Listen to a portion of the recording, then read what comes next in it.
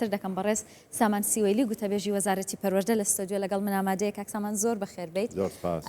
ئامادەیتان چەندە بۆ دەستپێکی ساڵی نوێی خوێندن؟ سپاس سەرەتا دەمەوێت بە ناوی وەزارەتی پەروەردە و سپاسی ئامادەکارانی ئەو راپۆرتە بکەین بەڕاستی راپۆرتێکی هەم خستنە ڕووی داتا حەقیقیەکانە و هەم ئەو بەراوردکاریە لە نێوان هەرێمی کوردستان و وەزارەتی پەروەردەی فیدرال لە بەغدا بەداخەوە کە ئەوان کێشە معاناتێکی زۆریان هەیە ئێمە خۆشحاڵ نین بەوە بەڵام ئەوە واقع حالێکە کە لە هەرێمی کوردستان خۆشبەختانە لە بەتایبەتی لە کابینەیەوە هەمە وەزارەتی پەروەردە هەنگاوی زۆر گەورەی ناوە چ لە بواری بە دیجیتالکردن وەکو جەنابتان ئاماژەتان پێدا چ لە بواری پرۆگرامەکان چ لە بواری چاپکردنی کتێبی نوێ ساڵانە بای نزیک 22 میلیارد دینار بە چاپی کتێبی نوێ دەکرێت بە ڕەنگی و بە کوالیتی باش دەخرێتە بەردەستی قوتابیان جگەل لە چەندین پلاتفۆرم کە ڕەنگە بە سەعات قسەی لەسەر بکەین هەر تەواو نەبێ جگەل لە فراهەمکردنی خوێندنی کوردی بۆ قوتابیان و منداڵانی دەرەوەی وڵات ئێمە جەناب دەزانی بە سەدان هەزار خێزان ئێستا لە وڵاتانی ئەوروپا و ئەمریکا و کشوەرەکانی تر دەژین ئێمە لێرەوە وەزارەتی پەروەردە 3 کۆرسی فێرکردنی ئۆنلاینی زمانی کوردیمان بۆ کردوونەتەوە. دواتر باسیەوەت لەگەڵەکەم کۆرسی چوارەمیش لە مانگی دەدەست بەڵام ئێستا پێم بڵێ کە چاکسازیەکانی کەرتی پەروەردە کە لە کابینەی نوێمدا کردوتانە چی بوون؟ هەموو ئەو هەنگاوانەی ئاماژەمان پێدا هەمووی بە ئاڕاستی چاکسازی و تەوکردنی ژێرخانی پەروەردەی لە هەرێمی کوردستانە تەڵان مەسەلەی باڵەخانە شتێکی زۆر گرنگە کە لەم کابینەیەدا 214 باڵەخانە دروست کراوە دوێنێ جەنابی وەزیری پەروەردە بەندەی ڕاستبات بۆ ئەوەی داتایشی نوێی بخینە بەردەست بۆ ئەو قوتابخانانی کە ئێستا تاو بوون و ئامادەن بۆ کردنەوە لەگەڵ دەستپێکی ساڵی نوێی خوێندنە ژمارەیان چەندە؟ 29 قوتابخانە ئامادەن کە لە 100% تەواو بۆ ئامادەی کردنەوەن کە ئەوەش مژدەیەکی خۆشە واتە ژمارەکان ڕۆژ بە ڕۆژ هەڵدەکشێ جگەل لەوەی بەدەیان قوتابخانەی تریش من دوێنە بەدەستم گەشت لە پارێزگاکانەوە کە بە ڕێژەی جیاجیا تەواو بوون مەسەتیایەتی لە 170 بیناکە تاو بوو لە 160 لە 180 بەردەوام لەگەڵ تەمیلکردنی ئەو پرۆژانە ئەوانش تاو دەبن بۆیە پرۆژەکان یعنی مەسلەی دروستکردنی بینا و نۆژەنکردنەوە و فراوانکردنی قوتابخانە جەنابتان ئامادەژەتان بە شتێکدا 629 پۆل یاخود هۆڵی نوێی خوێندن دروست کراوە ئەوە لە چوارچەوەی پرۆژەیە کاکە پێی دەڵێن فراوانکردنی قوتابخانە بۆ نمونە قوتابخانەیەک ڕووبەرەکەی زۆرە بەڵام بیناکەی بچووکە ژماری قوتابی زۆرە لۆدی لەسەر ئێمە دین نەجاتیەوەی ئەو بینایە سەر لە نوێ بڕوخێ و دروست کرێتەوە تێچوویکی دارای زۆری بوێ ژماری ژووری بۆ زیاد دەکەین بە جۆرەی پێویستی 629 ژوور دروست کراوە لەم کابینەیەدا هەموو ئەمانە لە بواری بە دیجیتالکردن لە بواری تا آخر پرۆژە کە جەنابی وەزیری پەروەردە لە سێهەمین کۆڕبەندی پەروەردەی کوردستان لە هەرێمی کوردستان کە ڕایگەیان پرۆژە پلاتفۆرمی قوتابخانەکەم بوو کە ژیری دەستکردمان هێناوتە ناو پرۆسەی پەروەردە دەمەوێت سەرەتا یەک بەیەکە و خاڵانی کەدامناوە لەگەڵ جەنابەت باسی بکەم هاوکارم ئازەر باسی کرد کە حکوومەتی عێراق لەگەڵ وڵاتی چین گرێبەستی هەیە بۆ دروستکردنی قوتابخانە پشتی هەرێمی کوردستان دەخورێت یاخود بۆتان دروستەکە؟ پشتی هەرێمی کوردستان خوراوە نەک دەخورێت ئێمە لە کابینەکەی بەڕێز مستەفا کازمی وەفدێکمان سەردانی بەغدای کرد بە سەرۆکایەتی جەنابی وەزیری پەروەردە بەندەشیشێک گۆملاندامانی وەفدەکە جەنابی وەزیری پەروەردەی هەرێمی کوردستان لەگەڵ بەڕێز مستەفا کازمی دانیشت بە یادداشتی ڕسمی نووساوی ڕسمی هەرێمی کوردستانی تەسلیم کرد کە ئێمە بە ژێرەی ڕێژەی دانیشتوان تەقدیرێکمان کردبوو لە 1000 قوتابخانە 150 قوتابخانە بۆ هەرێمی کوردستان دروست بکرێت ئەم 150 قوتابخانەیەش خۆمان لای خۆمان دابەشمان کردبوو سەرجەم ناوچەکانی هەرێمی کوردستان و هەموو پەروەردەی قەزاکان بگرێتەوە بەڕێزیان وعدیدا طبعا اتفاقی عراقی صینی ڕێکەوتن نامەی عراقی چینی 3000 قوتابخانەیە کە ساڵی 1000 قوتابخانە تاو بێت بەڕێزیان وعدیدا بەڵام بەداخەوە وعدەکەی نەبرایە سەر و خۆشی کابینەکەی بەجێهێشت دوایی لە کابینەی بەڕێز محەممەد شیع سوودانیە جاری تر وەفدێکمان چۆ بەغدا بە سەرۆکایەتی جەنابی وەزیری پەروەردە بە هەمان شێوە یادداشت 3 کتابی ڕسمی وەزارەتی پەروەردەی تەسلیم کرا یەکیشیان التزاماتی جێبەجێکردنی پابندیەکانی حکوومەتی عێراق و وەزارەتی پەروەردە بەرامبەر وەزارەتی پەروەردەی هەرێمی کوردستان کە بەشێک لە قوتابخانانە بۆ ئێمە دابینکەن یاخود دروستکەن بەڕێز محەممەد شیع سوودانیش بە هەمان شێوە پەیمانی دا و بەڵام پەیمانەکەی نەبردە سەر وڵا ئەوە جێگەی پرسیارە نەپەیوەندی بە داهاتی ناوخۆوە هەیە نەپەیوەندی بە لیستی موچەی فەرمانبەرانەوە هەیە ئێمە حەقی هەرێمی کوردستان ئەمە جگەلەوە ئێمە 191500 قوتابی پارێزگاکانی ناوەڕاست و خواروی عێراق لە هەر سێ پارێزگای هەرێمی کوردستان دەخوێنن ئەمانە قوتابخانەی ئێمە بەکاردێنن نزیک 190 قوتابخانەمان بەکاردەهێنن و بەڕاستی قوتابخانانەمان نتوانین بڵین لۆدێکی زۆری لەسرە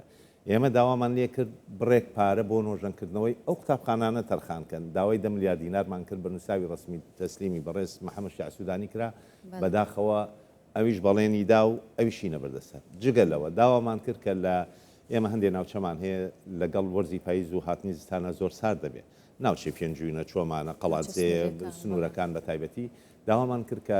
10 میلیۆن لیتر نەوتمان بۆ قوتابخانانە بۆ دابینکەن بۆ قوتابخانەکانی هێرمی کوردستان بەڵێنی ئەوەشیاندا و نیان بردەسەر بۆیە بەداخەوە هەموو چاوەڕوانیەک لە حکوومەتی فیدرال پێم وابێ یعنی هیچ مانایشی نییە بۆ لە جیاتی ئەوە کابینەی نۆهەمی حکوومەت هێرمی کوردستان بەڕێبەتی جەنابی سەرۆکی حکوومەت هێرمی کوردستان ڕێزا کارمەسوور بارزانی بەڕاستی نەیهێشتۆ پرۆسی پەروەردە نەکرد بۆستێ بگرە زۆر گەشەی کردووە لەسەر دەستی بەڕێزیانە ساڵانە دەیان ملیار دینار چەند ساڵێک دەیان ملیار بەس بۆ دابینکردنی پێدەویستی ناو قوتابخانەکان کە نۆ ئایتم بووە کورسی مێس وایتبۆرد داتاشۆ فێنکەرەوە گەرمکەرەوە تەنکی سەربان هەموو ئەو پێداویستیانە چەندین جار بە گوژمەی گەورە بۆ قوتابخانەکانی هەرمی کوردستان دابین کراوە مەسەلەی 1680 وەکو لە راپۆرتەکەی بەڕێسانە هات باخچە قوتابخانە نۆژەن کراونەتەوە ئەمانە هەمووی تێچووە ئێستا حالیان جەنابی سەرۆکی حکوومەت 5 ملیار دیناری تەرخان کردو بۆ دابینکردنی وزەی خۆر وزەی پاک بۆ دابینکردنی کارەبا بۆ قوتابخانەکانی ئێمە بۆیە بەردەوام بەڕاستی پەروەردە خۆشبەختانە ئەمە جگەل لە دامەزراندنی نزیک ئەو 3,000 بە مامۆسای گرێبەست و مامۆسای هەمیشەیی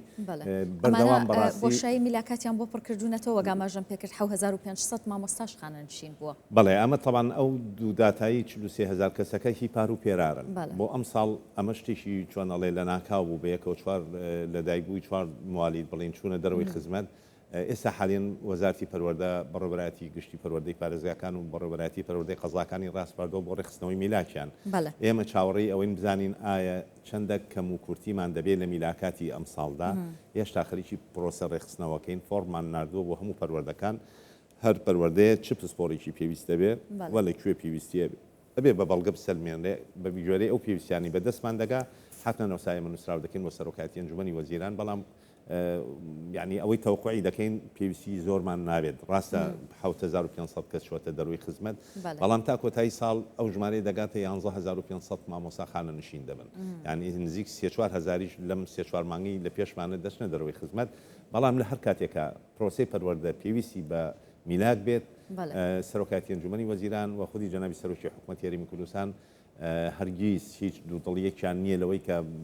دەبێت دەست بە پرۆسی پەروەردە و بگیرێ زۆر بەباشی و پرۆسی پەروەردە نابێت پێشی زۆر باشە ئێستاکەی قوتابیان دەچنەوە قوتابخانەکان و دەست بە خوێندن دەکەن ئەمڕۆ ڕۆژی 1 ڕۆژی پەیوەندیکردنەوەی مامۆسایان و ڕۆژی مباشەرە بوو هێشتا هیچ بڕیارێک نییە بۆ ئەوەی کەی دەرگای قوتابخانەکان و دەکرێتەوە کە یەکەم زەنگی خوێندن لێدرێ چاوەڕێی سازانی کۆبوونەوەی ئەنجومەنی وەزارەتین لە ڕۆژانی داهاتوە دەکرێت ئێمە ئێستا لە پرۆسی ئیمتحاناتی خولی دووهەمین تاقیکردنەوەکانی خولی دووەمین تقریبا 9 لێ دەبینەوە یەک دو ڕۆژێکی دوایەوە نەتیجەکان ڕاگەیەندرێ دوایەوەش چەند ڕۆژێک دەرفەت دەدرێ بە قوتابی بۆ پەڵبگرتن دوای ئەوە نەتیجەی کۆتایی ڕادەگەیەندرێ یعنی من تەنزیک 12 مانگی ئێمە مەشغوڵی تاقیکردنەوەی خولی دووهەمین بۆیە لە پاشەوەی تر حتما وەزارەتی پەروەردە ڕۆژێک دیاریەکە لە مانگایە و ئومێد دەکەین ساڵێکی پڕخۆشی بێ و ساڵێکی پڕخێر بێ و ساڵێک بێ کە چارەسەری کێشە و گرفتە دارایەکانی فەرمانبەران و مامۆسایانی هەرمی کوردستانیش بکرێت ئینشاءڵڵا با بەس لەوە بکەینەوە کۆتا پرسیاریشمە